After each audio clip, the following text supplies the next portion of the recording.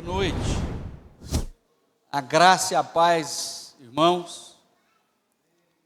É bom estar de volta. Estava viajando ali rapidinho, uma coisa rápida, mais uma vez.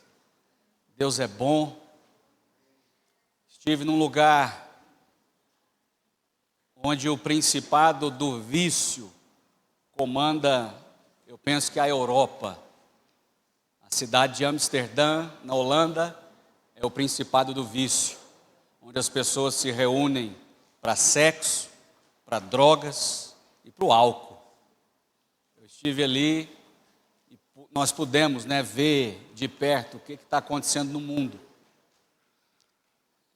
O pastor Roger esteve aqui no encontro de líderes e falou acerca da cidade de Valkenburg. Quem é que lembra? Quem é que lembra disso? A cidadezinha do interior da Holanda, 16 mil pessoas, 200 anos, 150 anos, não sei, sem uma igreja, sem um crente. E aí a gente fazendo 11 anos de casado, a Érica querendo viajar, eu falei, vamos ali, vai ser de Deus. Nós fomos parar em Valkenburg, para ver se Jesus fala alguma coisa, nossos ouvidos estão abertos. E eu queria dizer uma coisa para você, talvez a gente não esteja vendo, porque nós vivemos num país cristão. Ainda que na sua maioria seja católico, não tem uma alma viva nesse país que não conheça a mensagem da cruz, que não conheça o Salvador Jesus Cristo, ainda que somente pelo nome, mas o conhece. Então nós somos bombardeados de palavras, nós somos bombardeados, nós temos uma consciência cauterizada, achando que todo mundo sabe que ele vai voltar. E eu vou te falar uma coisa, o mundo será roubado. O texto que o Senhor mais falou comigo durante essa viagem é de que ele virá como um ladrão de verdade, porque o mundo não está esperando, o mundo não sabe o que está por vir. A igreja será tomada, roubada do mundo e as pessoas não estão vendo. Amém? E eu queria hoje trazer para vocês, trazer para nós, se possível, uma doutrina que se entrelaça com outra, e eu quero falar ao mesmo tempo de duas coisas. Eu espero que você consiga entender, que eu consiga, em nome de Jesus, passar para você de maneira didática, coisa que eu não sou muito, mas estou tentando melhorar, acerca de arrebatamento e tribulação. Amém? Há muito ensino errado, não só no Brasil, mas em todo o mundo. Há muito ensino que trata essas coisas de uma maneira, eu não vou dizer antibíblica, mas que não se harmoniza totalmente com aquilo que a Escritura diz. Não estou dizendo que nós somos detentores da verdade, eu não quero dogmatizar o que nós não podemos fazer, mas eu quero ensinar aquilo que a gente acredita, baseado naquilo que a Escritura me dá. Baseado naquilo que a Bíblia diz, eu quero mostrar que a nossa formação, ela é bíblica. Amém? Sem dizer que nós somos melhores ou superiores, ou sabemos aquilo que não sabemos. E em primeiro lugar, eu queria tratar com vocês sobre a natureza da tribulação. A Bíblia diz que haverá um tempo ao qual nunca houve jamais sobre a face da terra. Desde quando há mundo, desde quando há nação sobre a terra, desde quando há o homem, vai vir um tempo que é diferente de todas as outras coisas. A tribulação por si só, ela é tratada de maneira diferente na Escritura, como um tempo determinado, para um propósito definido, para alguns propósitos, na verdade, definidos, com relação à sua natureza intrínseca. O que é isso? O que é inerente à natureza da tribulação?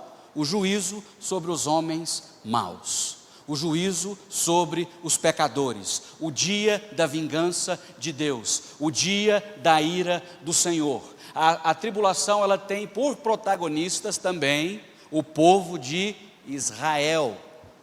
Eu quero mostrar para você nessa aula, vou tentar explicar nessa aula hoje, que Israel é protagonista durante todo o tempo da tribulação. E por que ela se entrelaça com o arrebatamento? Quando nós falamos de arrebatamento, você tem que pensar em quê? O que é o arrebatamento? Eu sou arrebatado do quê?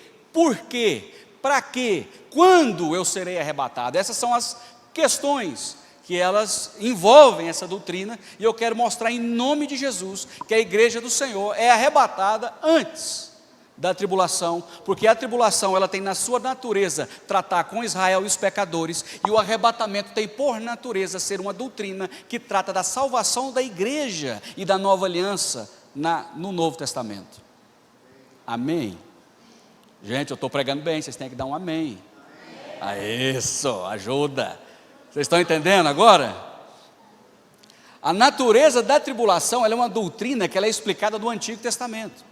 Ela vai sempre estar ligada aos profetas do Antigo Testamento, Isaías, Jeremias, Malaquias, todos eles vão falar desse tempo do dia da ira do Senhor. Ela é revelada aos seus profetas antigos, é uma doutrina que ela começa a ser revelada no Antigo Testamento, o arrebatamento não. O arrebatamento é uma doutrina revelada primeiro por Jesus Cristo, em João 14, ele começa a pincelar acerca do arrebatamento ali em João 14, mas ela é uma doutrina fundamentada pelo apóstolo Paulo, quando ele vai falar ali em 1 Coríntios 4, nós vamos ler do versículo 13 para frente, e em 2 Tessalonicenses 2, o capítulo inteiro está falando daquilo ali, sem contar também 1 Coríntios capítulo 15, estou falando rápido, mas eu vou tocar nesses textos todos, 1 Coríntios capítulo 15, quando ele fala de ressurreição, ele trata também do arrebatamento. Porque tem coisas que Jesus, ele começa a revelar, ele começa a falar, mas são fundamentadas pelo apóstolo Paulo. Amém? O apóstolo Paulo foi escolhido por Deus a dedo, ele estava no caminho para Damasco, quem sabe a história? Jesus aparece para ele e fala, olha, eu te escolhi e eu vou mostrar para você o quanto importa padecer pelo meu nome. E algumas coisas foram reveladas a Paulo por revelação pessoal. Quando Paulo vai defender o seu apostolado em Gálatas, ele fala, eu sou apóstolo, não por ordem de homem nenhum, mas eu sou apóstolo segundo o coração, segundo a palavra e ordem do Senhor Jesus. Ele defende o apostolado dele de maneira pessoal. Quando ele fala ali em 1 Coríntios 11 sobre a ceia, ele fala, porque eu recebi do Senhor o que também vos entreguei. E ele está falando sobre ceia, ele não estava presente na ceia, sim ou não? Sim ou não? Ele não estava presente na ceia, mas quem falou para ele? O próprio Cristo. Ele recebeu de Jesus o que aconteceu ali naquele lugar, ele recebeu aquela doutrina, como recebeu também o arrebatamento. É por isso que ele fundamenta, ele dá a base, ele estabelece toda essa doutrina. Amém? Vocês estão com a cara de que não estão entendendo nada. Tudo bem aí? Graças a Deus. Abre comigo, Isaías,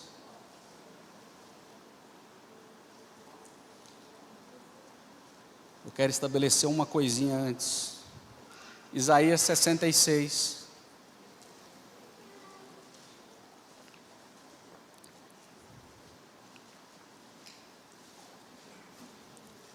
enquanto você vai abrindo em Isaías 66, tenha em mente que a tribulação escatológica, ela difere de qualquer tipo de aflição que nós passamos durante a nossa vida, que nós passamos no mundo. Ela é diferente de qualquer tribulação, de qualquer percalço, de qualquer intercorrência que nós temos no nosso caminho, no nosso cotidiano de vida. A tribulação ela tem uma natureza, não é de purificação da igreja. O que purifica a igreja é o sangue de Jesus. O que vai purificar você é o sangue de Jesus, seu relacionamento com Ele, você nascer de novo, ter uma nova vida. Não é a tribulação que te purifica. A tribulação ela tem um caráter de juízo sobre os ímpios. Ela tem um caráter de ira, de derramamento da ira do Senhor sobre toda a terra, sobre os homens maus, sobre a iniquidade. Quem está entendendo agora o que eu estou dizendo? Então, não existe esse pensamento de que a tribulação é para purificar a sua igreja. Não. A tribulação não purifica nada, ela tem na sua natureza ser um julgamento, ser um juízo de Deus sobre o povo de Israel e sobre toda a terra. Amém? Deixa eu te mostrar uma coisa, Isaías 66, 7, eu acho que a gente já leu esse texto numa quarta-feira que eu estava aqui, mas eu quero te mostrar uma coisa. Isaías 66, 7, antes que estivesse de parto, deu à luz. Se você puder sublinhar aí na sua Bíblia, para ficar um negócio bem organizado, de parto. Aqui ele está começando a comparar, ele está começando a estabelecer uma comparação com alguém que está para dar à luz. com alguém que vai ter um parto, com alguém que vai dar à luz a um menino, vai dar à luz a uma criança. Antes que estivesse de parto, deu à luz. Antes que lhe viessem as dores, nasceu-lhe um menino. Quem jamais ouviu tal coisa? Quem viu coisa semelhante? Pode acaso nascer uma terra num só dia, ou nasce uma nação de uma só vez? Pois Sião, antes que lhe viessem as dores, deu à luz seus filhos. O que ele está dizendo? Ele está dizendo, está profetizando, o profeta Isaías profetiza o nascimento da nação de Israel num só dia. Mas eu quero que você entenda que ele começa a estabelecer com Israel, um paralelo, uma comparação com alguém que está com dores de parto, com alguém que vai ter um bebê. Amém? E durante toda a Escritura, se a gente começar a estudar, eu quero te mostrar que essa comparação com dores de parto sempre vai estar apontando também para um protagonismo de Israel. Amém? Vocês estão entendendo o que eu estou dizendo? Então continua comigo, Jeremias 30. Como eu falei, eu não estou pregando, eu estou tentando dar uma aula. Então são 2.800 textos, para a alegria do pastor da igreja, o pastor Gustavo, vai ficar muito alegre quando ver isso aqui. Jeremias 30, do 1 ao 7, olha isso, vamos ler do 3 para frente. Porque eis que vem dias, diz o Senhor, em que mudarei a sorte do meu povo de Israel e de Judá, diz o Senhor. Falo-os-ei voltar para a terra que dei aos seus pais e a possuirão. Então ele começa a dizer que Israel vai voltar para a sua terra. Quem lembra da última aula que eu estava falando sobre isso? Então ele começa a estabelecer, olha, vai vir dias que Israel vai voltar para a sua terra. Aí olha o 6, perguntai pois, versículo 6, e vede, se acaso um homem tem dores de parto, porque vejo pois a cada homem com as mãos na cintura, como a que está dando à luz. E por que se tornam pálidos todos os rostos? Ah, que grande é aquele dia, e não há outro semelhante, é tempo de angústia para Jacó. O que ele está dizendo? Que aquele dia, o dia da tribulação, é um dia de dor de parto. Ele está fazendo uma comparação de que as dores de parto estão ligadas ao começo, ao início da tribulação, e tem a ver com Israel se juntar de novo na sua terra. Alguém está entendendo? E ele começa a mostrar isso aqui, olha, eu vejo cada homem com a mão na cintura como que dando à luz, os homens estão com dores, e por que se tornam pálidos os seus rostos? Ah, que grande é aquele dia, não há outro semelhante, é tempo de angústia para Jacó, ele porém será livre dela. Quando a Bíblia está se referindo a Jacó, aqui Jacó já morreu tem tempo, então quando ele está se referindo a Jacó, ele está se referindo à descendência de Jacó, ao povo de Israel. Ele está dizendo que o tempo que vem, o tempo da tribulação, aquele grande dia, é um tempo de angústia para Israel, é um tempo de angústia para o seu povo. Amém? Estou falando rápido ou não? Está tranquilo? Aleluia. 1 Tessalonicenses 5,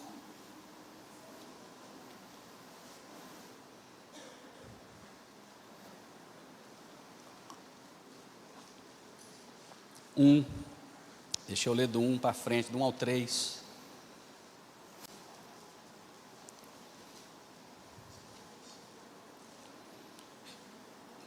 Primeira Tessalonicenses 5, do 1 ao 3, diz assim: irmãos, relativamente aos tempos e às épocas, não há necessidade de que eu vos escreva, pois vós mesmos estáis inteirados com precisão de que o dia do Senhor vem como um ladrão de noite. Quando andarem dizendo paz e segurança, eis que lhes sobrevirá repentina destruição, como vêm as dores de parto, a que está para dar à luz, e de nenhum modo escaparão. Olha para mim, deixa eu te mostrar uma coisa. A doutrina do arrebatamento sempre foi ensinada na igreja primitiva, e ela tem que ser ensinada assim, de que o arrebatamento é uma vinda iminente. Ele pode vir a qualquer momento. Não há nenhum tipo de sinal que obrigue ser dado antes do arrebatamento. É uma doutrina da iminência, da vinda a qualquer momento. Por quê? Porque dessa maneira, com esse ensino, Jesus ensina a sua igreja a estar pronta para qualquer momento. Tem que estar pronto para qualquer hora. Tem que ter azeite o tempo todo, e azeite de sobra. Amém? Agora, quando ele diz que sobrevirão dores de parto, quando é que vem dores de parto para uma mulher? Quando ela está grávida, não é isso? E quando o bebê já vai, só que ela não tem nenhum sinal do dia que vai vir a dor de parto, do dia que vai nascer o menino, sim ou não? Né? Mas ela sabe quando está próxima, porque ela está com a barriga grande. Quem está entendendo o que eu estou dizendo? Eu não posso definir uma data específica de quando é que vai estourar a bolsa, de quando é que vai vir esse menino, mas eu posso olhar e falar, está grávida, já está com 8, 9 meses e é para qualquer hora. Quando ele está estabelecendo exatamente esse princípio que o Senhor quer que nós vigiemos, primeiro, olha, é a dor de parto, então olha para Israel, ele vai se juntar na sua terra. Pronto, está grávido o negócio. Quem está entendendo? E dali para frente a gente fica de olho, porque vai ter o menino? Vai. Quando? Depois de 9 meses. Ela vai engravidar, ela está grávida, mas ela tem que dar à luz. Esse é o ensino. Nós podemos olhar agora e dizer, está próximo. Eu não vou marcar dia nem hora, mas eu posso dizer que está muito próximo. Está grávido, está de 9 meses e é para qualquer hora. Esse é que é o ensino da iminência da volta do Senhor. Amém? E esse paralelo com dores de parto é muito interessante, porque ele está apontando para o menino que vai nascer. Ele está apontando para a volta de Jesus, para a volta do Messias. O menino que nasce é a volta do Senhor. Amém? Deixa eu te mostrar uma coisa. Por que eu digo que nesse tempo de tribulação, Israel tem um certo protagonismo? E eu quero mostrar isso para que você entenda com mais firmeza. Se eu mostrar para você que a natureza da tribulação, ela tem Israel e os pecadores, mas Israel como protagonista, e toda a terra, os iníquos, como aqueles que recebem juízo de Deus, eu mostro também que a natureza do arrebatamento é para a igreja, e aí a gente consegue separar essas coisas e entender que o arrebatamento, ele na sua natureza tem que acontecer antes da tribulação. Amém? Está mais ou menos, né, Geraldo? Eu estou tentando explicar, calma, vai dar certo. Romanos 1,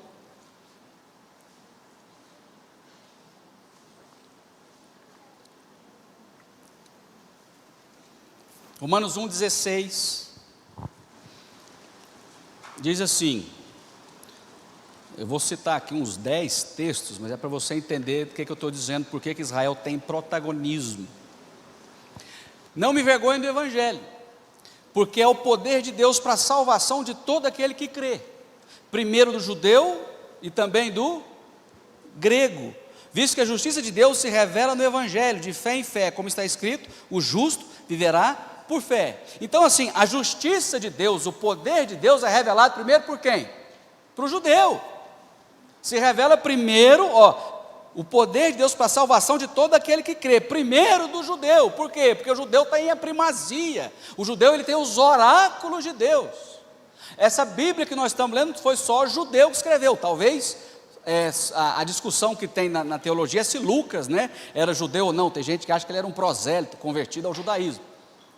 Mas aqui começa, eu quero mostrar para você que o judeu ele tem algum tipo de protagonismo, de primazia, tanto para receber salvação, quanto para receber juízo. Olha só, Romanos 15, 27, precisa abrir não, deixa que eu leio para você. Romanos 15, 27 diz assim, isso lhes pareceu bem e mesmo lhes são devedores, porque se os gentios têm sido participantes dos valores espirituais dos judeus, devem também servi-los com bens materiais. Nós, enquanto gentios, e hoje igreja, somos devedores dos valores espirituais de quem? Dos judeus. O que Jesus fala em João 4, o que ele fala para a samaritana? A salvação vem dos judeus, a salvação vem deles. Então se a salvação vem deles, se o evangelho foi primeiro anunciado a eles, Paulo escreve em Gálatas que Deus pré-anunciou o evangelho a Abrão. Gênesis 12, quando há o chamado de Abrão, qual que é a promessa que Deus faz para Abrão? Em ti serão benditas todas as famílias da terra. Então ele está dizendo que ele chamou primeiro o judeu, ele entregou para o judeu uma responsabilidade, ele entregou para o judeu uma aliança. Então ele entrega para o judeu um protagonismo, tanto na salvação, mas também agora, como a quem muito é dado, muito é cobrado. Então ele tem agora, por consequência, a responsabilidade, o protagonismo durante a tribulação. Está claro? Alguém está entendendo o que eu estou dizendo? Deixa eu ler Romanos 3, versículo 1.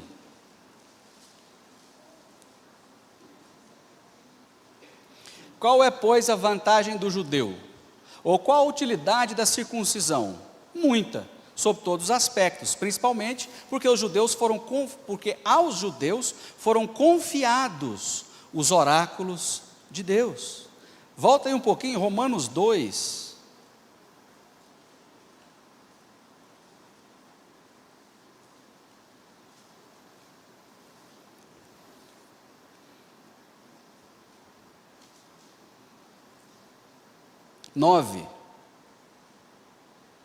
Romanos 2, 9. Tribulação e angústia virão sobre a alma de qualquer homem que faz o mal, ao judeu primeiro, e também ao grego. Glória, porém, e honra e paz a todo o que pratica o bem, ao judeu primeiro, e também ao grego. Então tem estabelecido um fundamento na Escritura que mostra que o judeu tem um protagonismo. Eles tiveram um protagonismo na vinda do Senhor Jesus. O Senhor Jesus é um homem judeu. Ele é um homem judeu, não deixou de ser judeu porque morreu e ressuscitou. Tanto que onde ele nasce? Ele nasce em Israel, não é isso? Ele nasce ali, ele é judeu. Onde ele vive? Ele vive em Israel. Ele é Galileu, ele é de Nazaré, ele nasce em Belém, ele morre em Jerusalém, não é isso? Ele desce do céu para lá, ele vive lá, ele morre em Jerusalém, ele ressuscita lá, ele fica 40 dias, enquanto ressurreto, pregando, ensinando lá, e quando ele vai embora, quando ele é assunto aos céus, ele sobe de onde? Sobe de lá. E quando ele voltar, ele volta para a Trindade? Para onde ele volta? Para o Monte das Oliveiras. Ele volta com os pezinhos dele lá no Monte das Oliveiras. Quem está entendendo o que eu quero mostrar? Amém?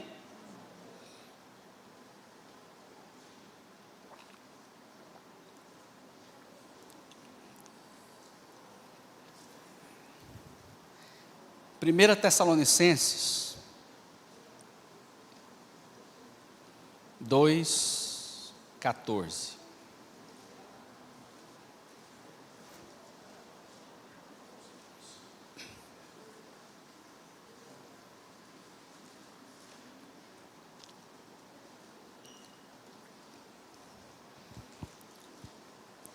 Quem está entendendo diz amém.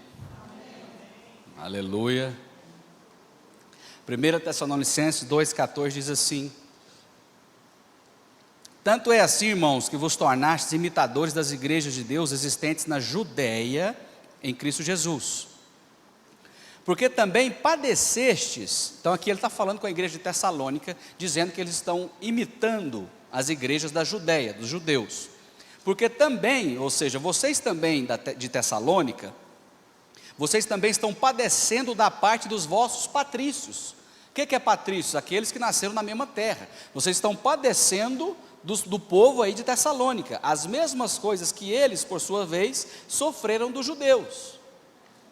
Então, ele está dizendo assim, olha, igreja de Tessalônica, vocês estão sofrendo dos seus conterrâneos, o mesmo do que os crentes da Judéia estão sofrendo dos conterrâneos deles. Estão sofrendo perseguição, estão sofrendo discriminação, amém? Estão entendendo? E aí ele vai dizer, as mesmas coisas que eles, por sua vez, sofreram dos judeus, os quais, aí ele está falando agora dos judeus, os quais não somente mataram o Senhor Jesus e os profetas, como também nos perseguiram, e não agradam a Deus, e são adversários de todos os homens. Olha que acusação séria que Paulo está fazendo acerca do povo judeu. Ele está dizendo, olha, eles não somente mataram o Cristo, Não somente mataram os profetas, como também eles perseguem a igreja de agora, a igreja primitiva, e não agradam a Deus. E eles são adversários de todos os homens. Por que eles são adversários de todos os homens? Porque eles estão impedindo a pregação da palavra naquele tempo, no mundo, e são adversários que eles impedem a salvação dos homens, a ponto de nos impedirem de falar aos gentios, para que estes sejam salvos, a fim de irem enchendo sempre a medida de seus pecados. Olha a última frase: a ira, porém, sobreveio contra eles definitivamente. Amém? Está claro o que eu quero mostrar aqui, sim ou não? O povo de Israel terá um protagonismo durante a tribulação. É por isso que o anticristo, esse homem que terá um governo de influência muito grande sobre toda a terra, esse homem vai perseguir os judeus, vai perseguir a nação de Israel, ele vai invadir Jerusalém, ele vai estabelecer as suas tendas palacianas, ou seja, as suas cabanas, os seus exércitos, entre o mar Mediterrâneo e o monte ali do Dom da Rocha, onde é o Santo Templo. Ele vai estabelecer ali o seu quartel, e ele vai se assentar no templo, vai se dizer Deus, ele vai mandar cessar o sacrifício, ele vai se intrometer nas questões religiosas dos judeus, e vai perseguir, matar ao fio da espada, muitos judeus. Amém? Está claro? Sim ou não? Eu acho que vocês não estão entendendo, cara. Aleluia. Então está claro, não é só sobre o judeu a tribulação, eu só queria te mostrar que eles têm esse protagonismo. Agora eu quero abrir um pouco o leque.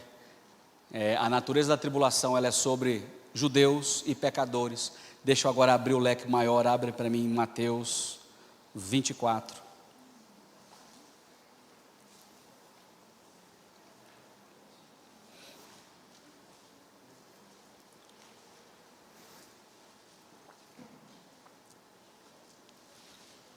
Gente, quem tiver dúvida, pode perguntar ao Geraldo.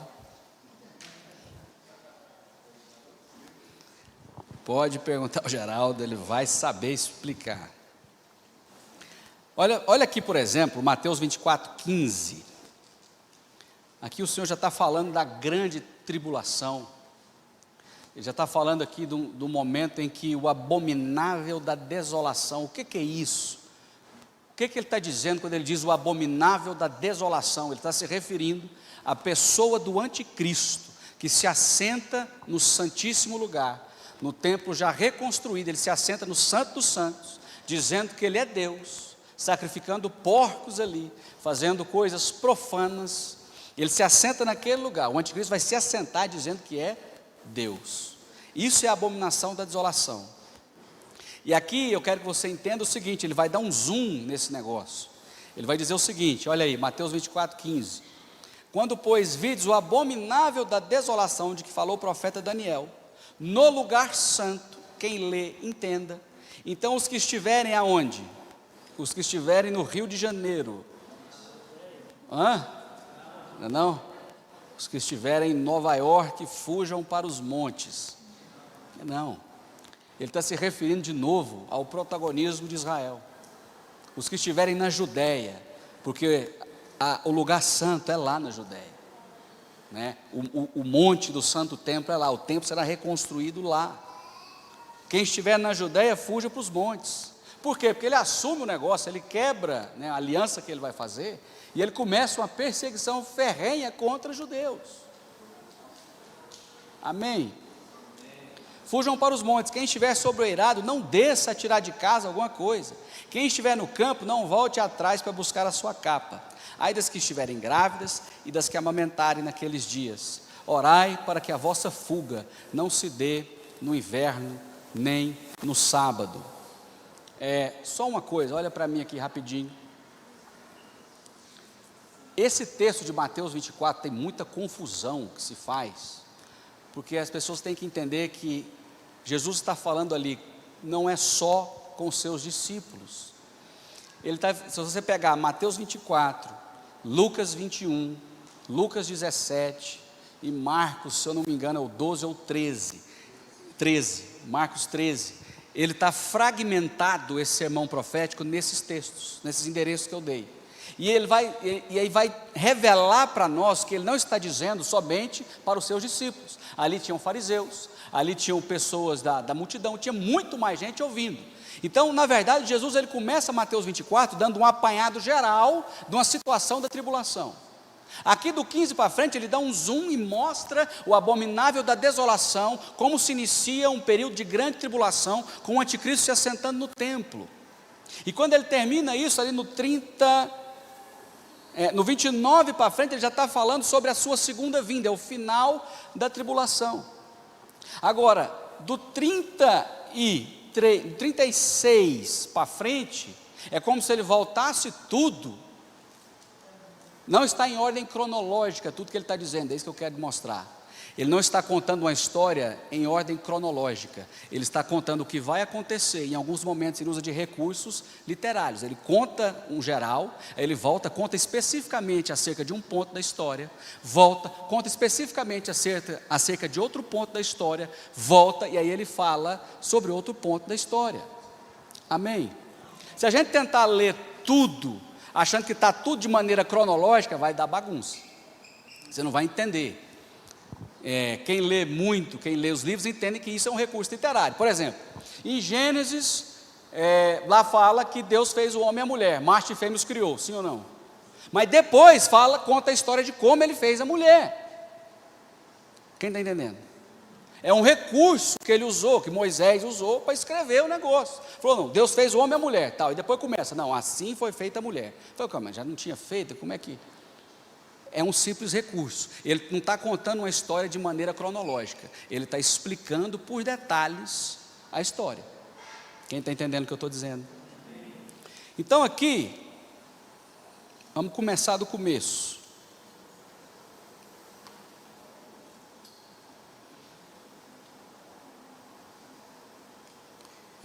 Mateus 24, 3.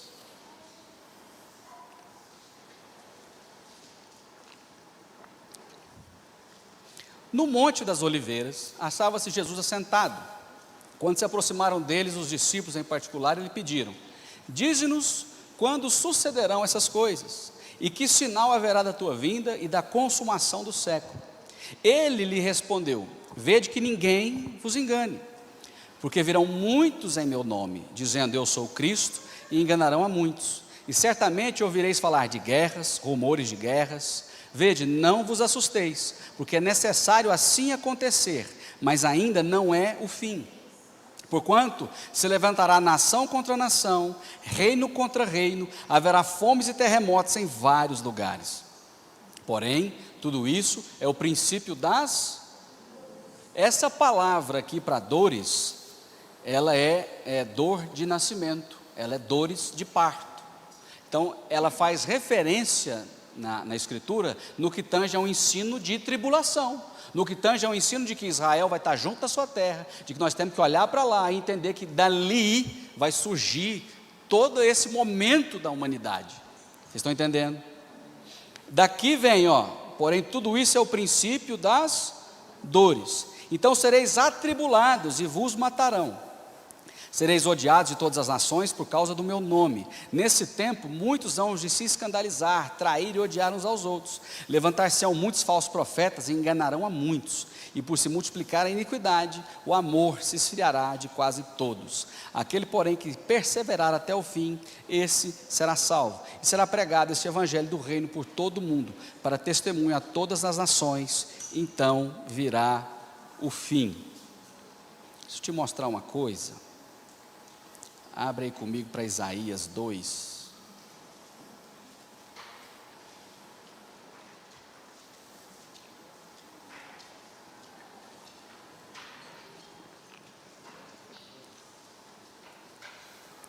Verso 6.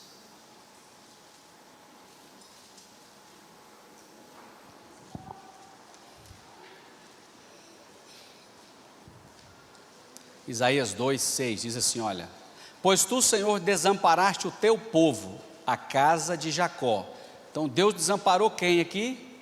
a casa de Jacó, desamparou a nação de Israel, porque os seus se encheram da corrupção. Então a casa de Israel está cheia de corrupção, está cheia de pecado, e são agoureiros como os filisteus, e se associam com os filhos dos estranhos. Então está dizendo que eles estão cheios de pecado, eles estão cheios de corrupção, e eles estão se associando com os filhos dos estranhos, eles estão fazendo alianças com estranhos.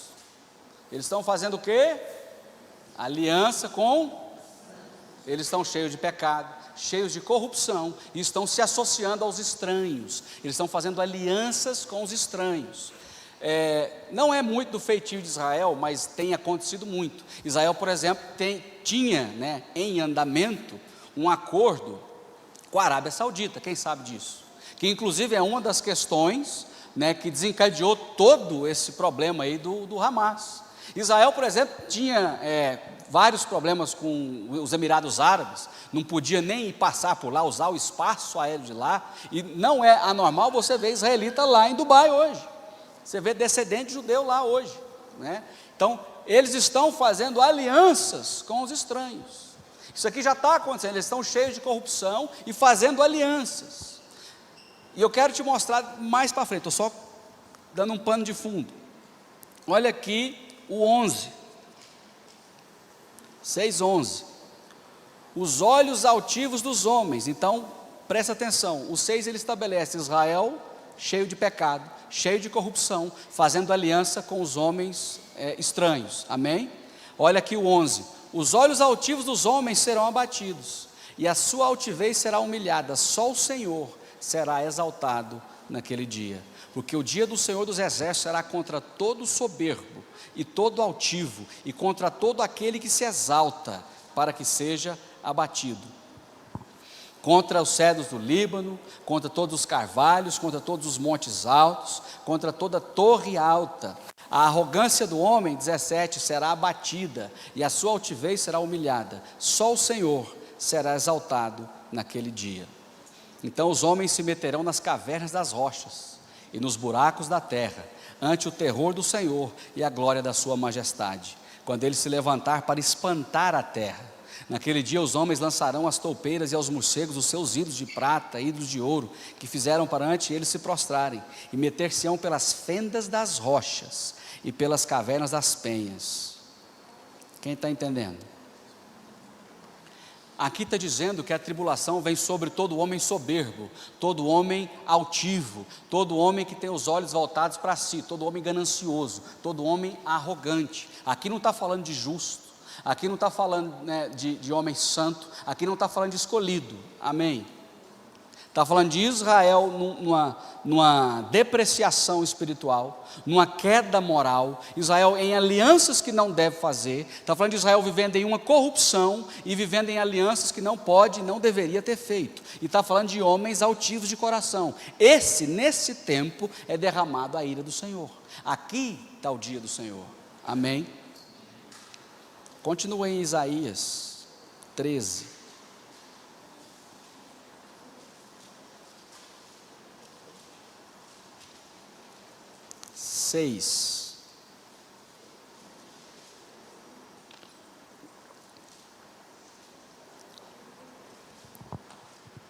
Quem está entendendo a natureza da tribulação aí sobre Israel e sobre todos os homens?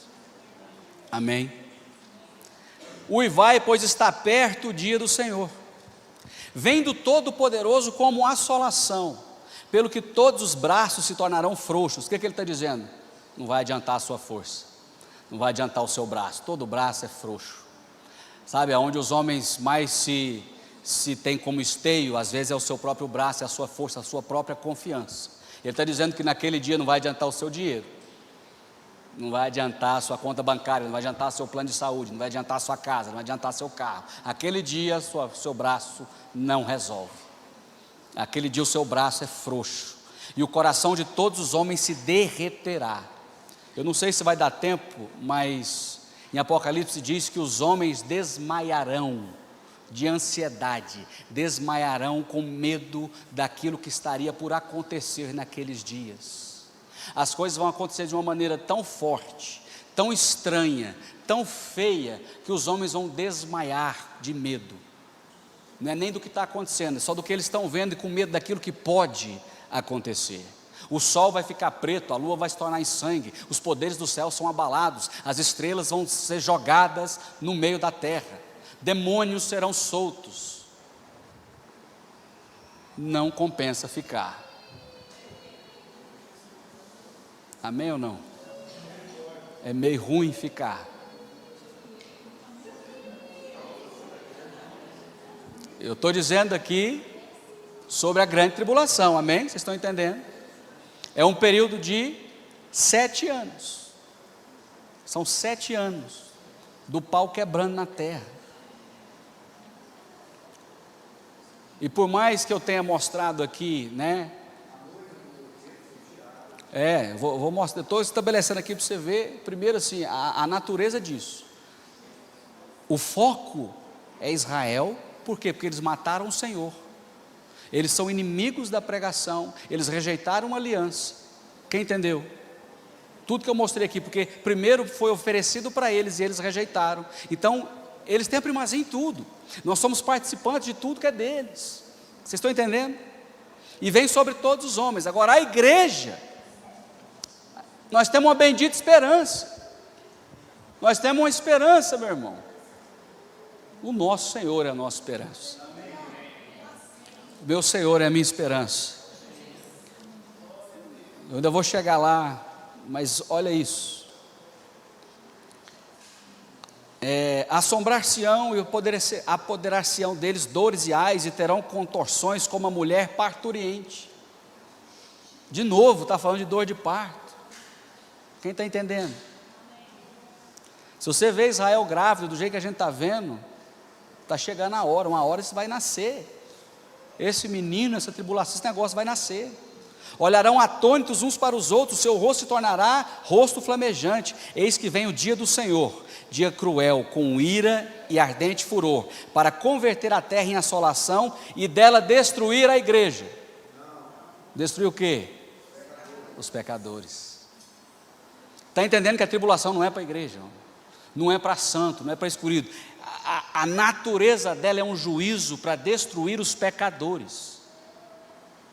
Eu quis ler esses textos para mostrar o seguinte: tem um objetivo, tem um alvo, tem um propósito, tem uma definição do céu para a terra estabelecida sobre todo o sangue derramado. Nós recebemos o sangue de Jesus, sim ou não? Somos livres da ira do Cordeiro. Eu não estou aqui para ser alvo da ira, não, eu sou noiva, eu sou filho, eu não participo disso, eu estou fora disso aqui em nome de Jesus. Vocês estão entendendo? É por isso que é consolo.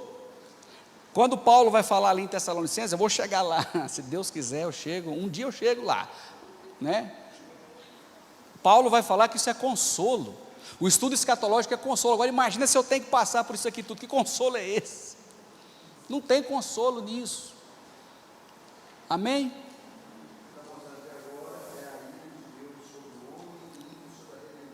Isso. Sobre os homens ímpios e a rebeldia de Israel. Essa é a natureza do juízo, a natureza de julgamento, de condenação da tribulação sobre a terra.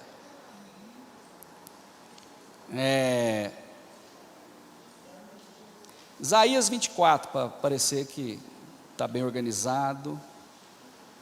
24, 16.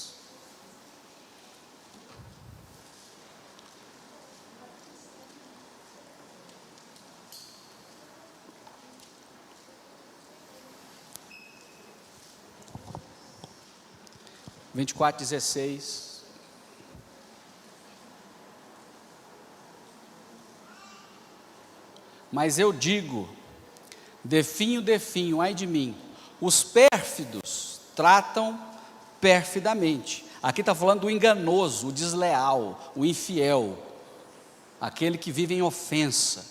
Sim, os pérfidos tratam muito perfidamente. Terror, cova e laço vem sobre ti, ó morador da terra. E será que aquele que fugir da voz do terror cairá na cova, e se sair da cova o laço o prenderá. Porque as represas do alto se abrem, e tremem os fundamentos da terra. Então vai abrir em cima e vai mexer embaixo. A terra será de todo quebrantada, ela totalmente se romperá, a terra violentamente se moverá. A terra cambaleará como um bêbado e balanceará como rede de dormir. A sua transgressão pesa sobre ela, ela cairá e jamais se levantará. O que está pesando é a transgressão. A transgressão que está pesando na terra, é por isso que vem um juízo sobre a terra. Mas eu sou perdoado, as minhas transgressões Ele já levou sobre si. Quem está entendendo? Nós não temos mais a acusação contra nós. Nós não temos mais o pecado, o sangue derramado na terra que nos condena, que traz juízo e ira sobre nós. Quando ele está dizendo isso aqui, ele está dizendo dos homens pérfidos, dos moradores da terra. Eu não sou morador da terra aqui mais. Nesse momento eu já fui embora.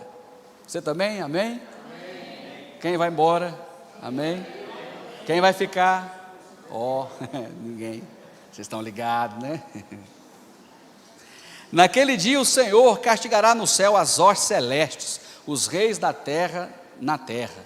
Serão ajuntados como presos em masmorra, encerrados no cárcere e castigados depois de muitos dias. A lua se envergonhará e o sol se confundirá, quando o Senhor dos exércitos reinar no monte Sião em Jerusalém. Perante os seus anciãos haverá glória. Abre aí, Romanos 1,18.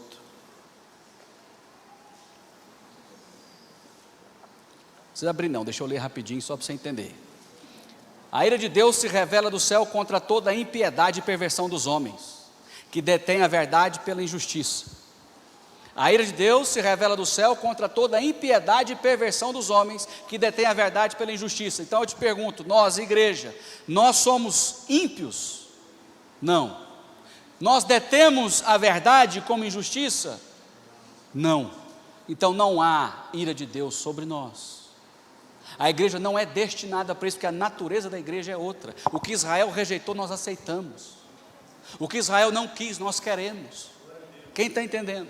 Então, aquilo que é estabelecido na antiga aliança, que é mostrado, fundamentado pelos profetas, como uma tribulação, um tempo de ira sobre toda a terra, para nós é estabelecido um escape. Para nós é estabelecido um alívio, um retirar. Amém? Eu vou chegar lá agora. Aqui em Romanos 5,8, deixa eu ler rapidinho. Mas Deus prova o seu amor para conosco, pelo fato de ter Cristo morrido por nós, sendo nós ainda pecadores. Logo, muito mais agora, sendo justificados pelo seu sangue, seremos por ele salvos da ira. Muito mais agora, seremos salvos por ele da ira.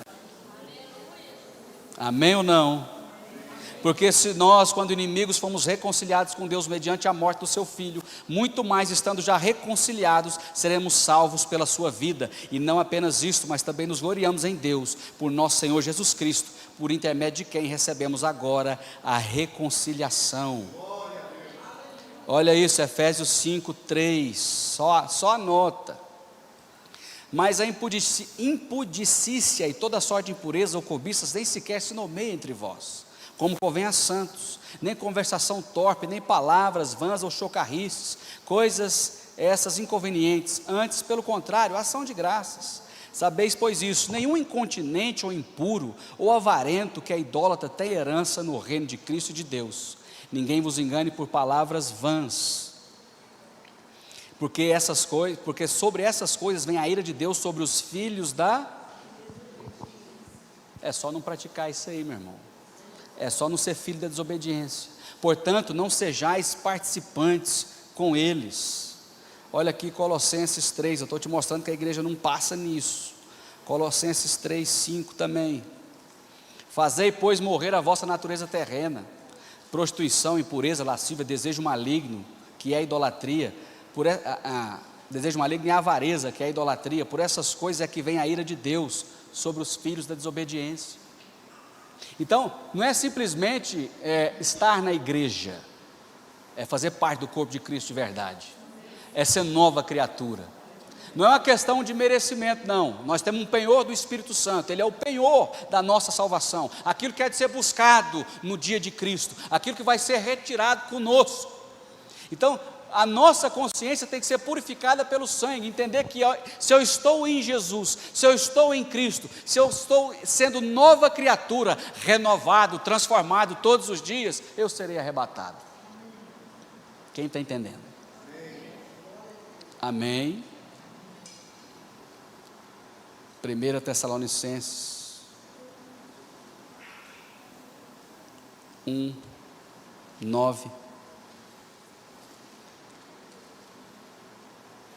Pois eles mesmos no tocante a nós proclamam que repercussão teve o nosso ingresso no vosso meio, e como deixando os ídolos vos convertestes a Deus, para servirdes o Deus vivo e verdadeiro, e para aguardardes dos céus o seu Filho, a quem Ele ressuscitou dentre os mortos, Jesus, que nos livra da ira vindoura. 1 Tessalonicenses 5:4. Mas vós, irmãos, não estáis em trevas, para que esse dia como ladrão vos apanhe de surpresa. Porquanto vós todos sois filhos da luz e filhos do dia, não somente da noite nem das trevas. Assim, pois, não durmamos como os demais, vigiemos. Ora, os que dormem, de noite é que dormem, os que se embriagam, de noite é que se embriagam. Nós, porém, somos do dia. Sejamos, pois, sóbrios, revestindo-nos da couraça da fé e do amor, tomando como capacete a esperança da salvação. Porque Deus não nos destinou para a ira, mas para alcançar a salvação mediante nosso Senhor Jesus Cristo. Você não foi destinado para a ira. A igreja, na sua natureza, não é destinada para a ira. Amém? 2 Pedro 2.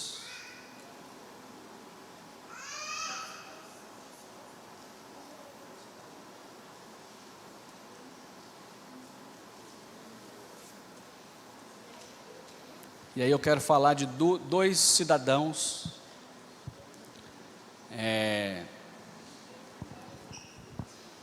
Jesus, em Mateus 24, do 36 para frente, se eu não me engano, depois nós vamos voltar lá, ele fala de arrebatamento e ele faz uma menção aos dias de Noé. A figura de arrebatamento que ele dá, de comparação, de tipologia, para exemplificar o arrebatamento, é o tempo de Noé, sim ou não? Será como, pois, nos dias de Noé. Casavam, se davam esse casamento, comiam e bebiam, não é isso? Então, pensa comigo. Ele diz que, naquele texto, o que dá a entender no contexto, é que a vida estava normal, sim ou não? O pessoal estava casando, descasando, comendo, bebendo, fazendo festa, se regalando, sim ou não? O contexto que ele está dando é de que o mundo estava normal.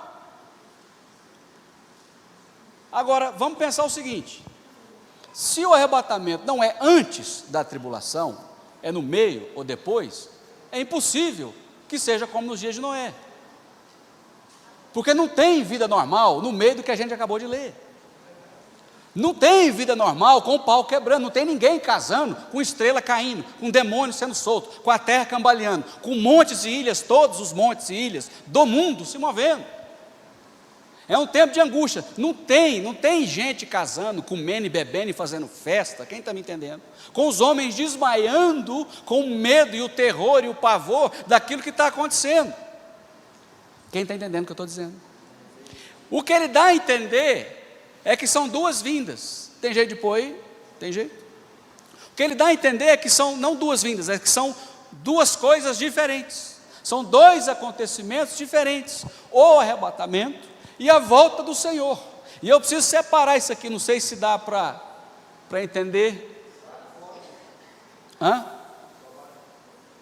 Será que se bater uma foto? Vocês que falam, como é que fica melhor aí? Assim está melhor? Olha só, arrebatamento. 1 Tessalonicenses 4, 16, 17 fala que ele vem nas nuvens. Nós vamos encontrar com ele nos ares. Mas lá em Atos 1:10, em Zacarias 14, está dizendo que ele vem e pisa no Monte das Oliveiras. Então como é que é isso? Encontra no ar e já... Deixa eu sair da frente.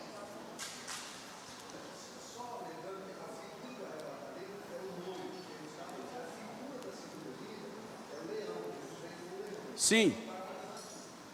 O que o pastor Geraldo estava dizendo é que a tipologia, o ensino sobre o arrebatamento é que o noivo vem buscar a sua noiva. Todas as vezes que vai fazer menção a essa doutrina, a esse ensino, vai estar falando de um noivo que vem casar com a sua noiva. Agora, na segunda vinda tem um julgamento, é um leão que volta para estabelecer o seu reino. Não está falando ali de uma festa. Apocalipse 2, 28 e 22, 16 fala da estrela da manhã, que é a estrela que só vê quem está acordado de noite, a primeira estrela que aparece no céu, né? na manhã, quem fica acordado, quem fica vigiando consegue ver. Só que se você olhar em Malaquias 4:2, fala que é o sol da justiça, porque ele está fazendo uma referência à segunda vinda. Me explica uma coisa, para vocês entenderem. Se você for ler Mateus 24, você vai ficar doido achando que tudo está escrito de maneira cronológica, porque ele vai falar, a hora vai dizer assim, ninguém sabe o dia nem a hora, eu vou vir como um ladrão, ninguém vai estar esperando, mas fala que todo olho vai ver. Como é que é isso, se a gente não sabe, mas todo olho vê, é de surpresa, mas tem gente vendo, porque são duas coisas diferentes. Amém? Amém. Olha aqui, João 14:3. Aqui é bom. Quem me dá 10 minutos aí? De boa? Amém. Só 10. João 14:3. Ali, quando Jesus está ensinando ali em João, ele fala assim, olha, não se turbe o vosso coração, crede em Deus, também em mim, na casa de meu pai há muitas moradas, eu vou lá, vou preparar lugar, e quando eu voltar, eu vou o quê? Levar vocês para lá. Não interessa quanto tempo você vai ficar lá, mas ele vai levar você para lá, foi o que ele prometeu, que quando voltasse, ele ia para lá te levar.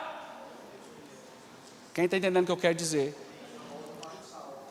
Então, qualquer ensino doutrinário, escatológico, que não te mostre que Jesus vem, busca você e te leva para as mansões celestiais, está falho.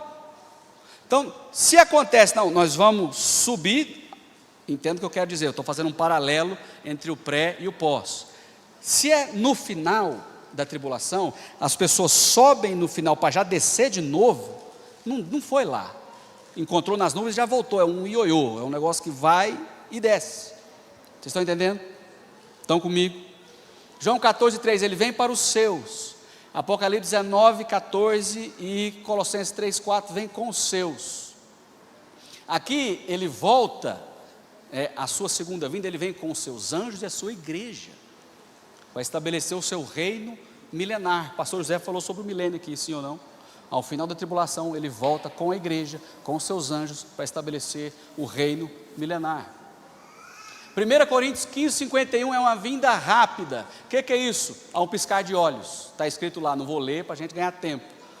Num piscar de olhos, seremos todos transformados. Tem gente que não vai morrer, vai estar vivo. Então, no arrebatamento, você é transformado, no piscar de olhos. É rápido o negócio. Agora, em Mateus 24, 29 e 30, é uma vinda lenta.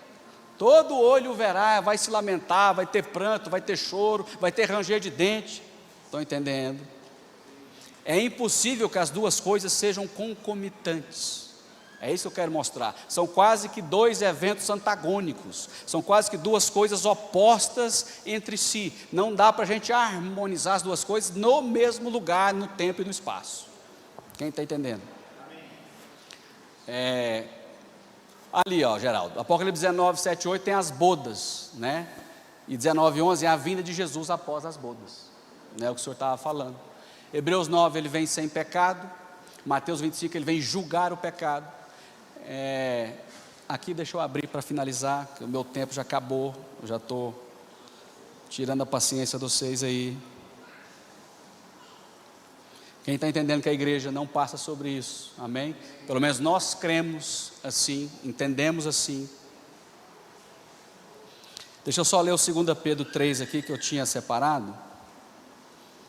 Deus não poupou anjos quando pecaram, antes precipitando-os no inferno, os entregou a abismos e trevas, reservando para o juízo.